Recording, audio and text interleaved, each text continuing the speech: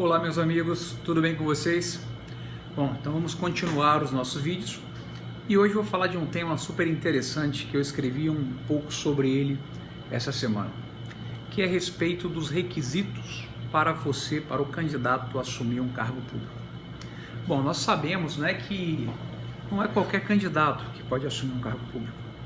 Você tem 16 anos, você não pode assumir um cargo público. Se você não está em dia com as suas obrigações eleitorais, você não pode assumir um cargo público. Então existem alguns critérios para você poder, além de você ter que passar no concurso público, para você poder assumir um cargo público. A questão toda é a seguinte: esses requisitos, Alessandro, condicionantes ao acesso do candidato ao cargo público, estou trabalhando só em relação a cargos públicos que dependem da aprovação em concurso público, tá? Não vou falar de cargo público que não depende de aprovação, como os cargos comissionados ou os cargos políticos. Estou falando dos cargos que dependem de aprovação, portanto, os cargos de caráter efetivo. Esses cargos que dependem de aprovação em concurso público, os requisitos de acesso ao mesmo, eles devem estar previstos na lei, ou eu poderia criar requisitos de acesso via edital? Essa é a primeira pergunta. E para poder vocês pensarem, eu dou um exemplo. Um município, por exemplo, para o cargo de enfermeiro, ele exige que os candidatos, além de possuírem a graduação em enfermagem, além de possuírem um registro no Conselho de Enfermagem, possuam também uma pós-graduação. Bom, a lei exige que eu tenha o registro, o órgão de classe, a lei exige que eu tenha graduação, mas a lei não exige que eu tenha uma pós-graduação, que o edital exigiu. Seria válida essa exigência feita no edital? Outra coisa, eu poderia fazer exigências no concurso público referentes ao ingresso no cargo público? Como assim, professor? Vamos lá, para o cargo de soldado da Polícia Militar, eu tenho uma série de requisitos que o candidato tem que preencher, requisitos legais. Mas alguns requisitos, é bem interessante isso, eles não são cobrados no momento da posse, eles são cobrados, na verdade, no concurso público. O psicotécnico, por exemplo, é um requisito para você poder assumir um cargo público na maioria dos concursos da Polícia Militar. Então, por isso que a gente pode dividir, para deixar as coisas mais claras, nós podemos dividir os requisitos de acesso ao cargo em requisitos intrínsecos à própria função, ao próprio cargo em si, e requisitos extrínsecos, ou seja, são requisitos que vão ser avaliados não no momento da posse, mas no momento anterior ao candidato assumir aquele cargo. Então, por exemplo, a questão da idade mínima, a questão da idade mínima, quitação com as obrigações eleitorais, a questão de você ter a formação mínima exigida pela lei, né? Esses são requisitos intrínsecos, previstos como condição para a própria assunção do cargo. Agora, exame de saúde, diferente do exame admissional, exame de saúde mais complexo, exame psicotécnico, prova física, investigação social, veja, isso não faz parte do cargo em si, mas eu exijo isso para você assumir determinados cargos. E a pergunta é também, eu poderia exigir esses requisitos por meio digital? Um concurso público que vai, disciplinar o procedimento para que os candidatos mais preparados possam assumir determinada carreira. Por ato discricionário da administração, eu poderia exigir um psicotécnico, eu poderia exigir uma investigação social, eu poderia exigir uma prova física. Bom, é sobre isso que eu vou falar. Na minha opinião, tanto os requisitos intrínsecos ao cargos, imanentes ao cargos, como a idade, como a graduação, registro de classe, isso aí, tanto os intrínsecos quanto os extrínsecos, tem que ter obrigatoriamente previsão legal. Então vamos começar pelos intrínsecos. Então vamos lá. A lei que regulamenta a matéria, ela diz que para você assumir um determinado cargo público, você tem que ter graduação naquela área. Ou às vezes o cargo é um cargo administrativo, então ela coloca vários tipos de graduação. Você tendo alguma daquelas graduações, você já está apto, você já tem esse requisito. E esse requisito é interessante, os requisitos intrínsecos ao cargo, eles são exigidos não no momento da inscrição ou no procedimento seletivo.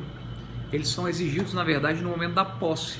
Por isso tem aquela súmula que fala que os requisitos para assumir o cargo são exigidos no momento da posse, mas na verdade os requisitos intrínsecos ao cargo, e não os requisitos extrínsecos, que são exigidos no concurso. Então, tanto um quanto o outro, ao meu ver, tem que ter previsão legal. A gente vai ver por que isso aí. Alessandro, mas veja bem, muitas vezes, em determinados concursos, a lei que disciplina aquela carreira, aquele cargo, ou se for uma carreira normal e compete à União legislar sobre direito do trabalho, e ela que vai disciplinar determinadas carreiras, só exige a graduação e o registro no conselho. E só que naquele município em especial, naquele estado em especial, foi exigido também uma pós-graduação. E aí? Presta atenção. Eu posso exigir pós-graduação? Posso, como título, e desde que não tenha caráter eliminatório, porque se tiver, é uma forma transversa de eu exigir, de eu colocar essa pós-graduação como requisito de acesso ao cargo. E como requisito de acesso ao cargo, para assumir o cargo, no momento da posse, tem que me apresentar também um certificado de posse. Aí é legal. O edital não pode ultrapassar os limites da lei.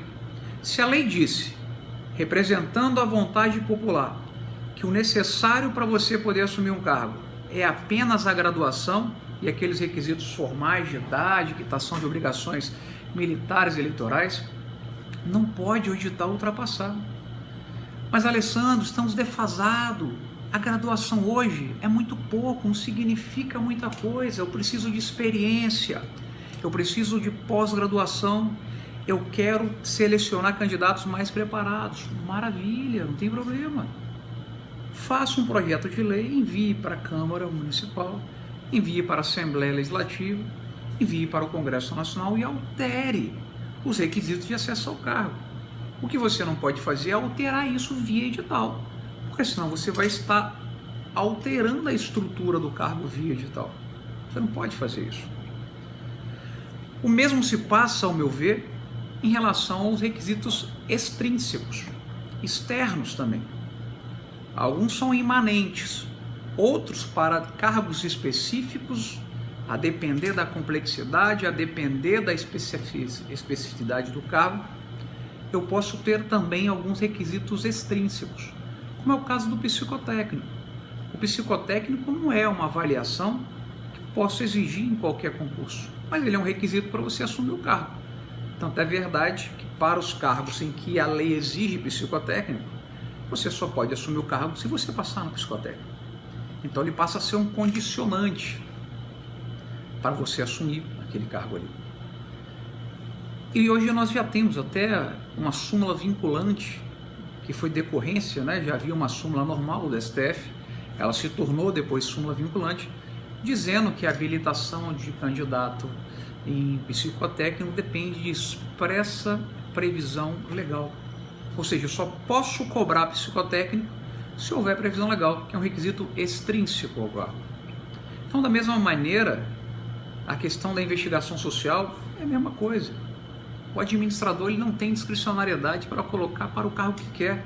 Tem que ter uma pertinência, tem que ter previsão legal. Alessandro, mas por que não? Porque isso geraria uma insegurança jurídica. A depender dos gestores, eu teria concursos, ora com psicotécnico, ora sem psicotécnico, ora com investigação social, ora sem investigação social, ora com prova física, ora sem prova física. Isso geraria uma grande instabilidade no ordenamento jurídico. Isso poderia ensejar fraudes. Então veja, nós através da lei que representa a vontade popular, é por meio deste instrumento que eu vou colocar os requisitos. Então, por mais que nós temos muitos administradores inábeis, Por mais que nós muitas vezes tenhamos um legislativo que não atua da maneira como gostaríamos, o fato é que o Poder Judiciário ele não pode corrigir essas distorções dessa maneira, convalidando atos que estão ilegais. Então a administração ela tem que entrar no eixo e ela tem que se regularizar pela maneira correta. Que caso seja necessário determinado requisito, que passe a constar na lei aquele requisito. E não simplesmente exigir por meio de edital e depois você vê que no concurso seguinte não teve, no anterior não teve, fica um negócio muito bagunçado. E aí, acredito, né, e como estudioso da matéria de concurso público, acredito que muitas vezes o judiciário, quando chancela um edital desse, sob o argumento de que o edital é a lei do concurso e vincula as partes, eu acho que na verdade, muitas vezes, é uma retórica vazia, não tem fundamento. O edital é a lei interna do concurso, partindo-se do pressuposto que essa lei interna do concurso com o edital, que é um mero ato administrativo normativo, não conflita, não entra em contradição com normas de maior hierarquia, como é o caso da lei e da Constituição Federal. O que, numa situação como essa narrada, não há dúvida nenhuma de que há violação a normas de maior hierarquia. Então eu só posso falar que o edital é lei interna do concurso se isso não houver, se isso não implicar em vilipêndio, em violação a normas de maior hierarquia. Legal, espero que tenham gostado e essa semana ainda vamos continuar com os nossos vídeos, com nossos temas sobre concurso público. Um grande abraço, tudo de bom para vocês. Deixe seus comentários, opiniões, ideias, temas que gostaria que eu falasse para vocês, que será um grande prazer contribuir com esse tema que eu me dedico diariamente. Tudo de bom para vocês.